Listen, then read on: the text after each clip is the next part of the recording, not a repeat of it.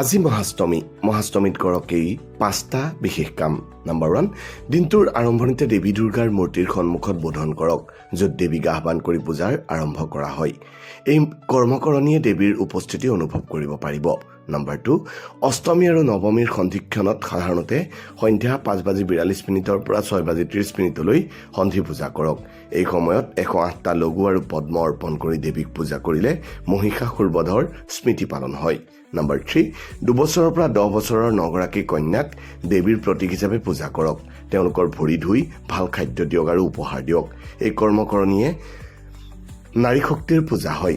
Number 4, পূজাৰ শেষত সাষ্টাংগে প্ৰণিপাত কৰক, য'ত দেৱীক প্ৰসন্ন কৰিবলৈ আৰতি আৰু মন্ত্ৰ জপ কৰা হয়। এই কামে জীৱনৰ অশুভতা দূৰ হয়।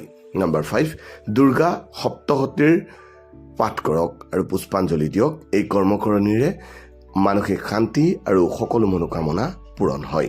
ভিডিঅ'টো ভাল লাগিলে কমেণ্ট শ্বেয়াৰ কৰিবলৈ নাপাহৰিব।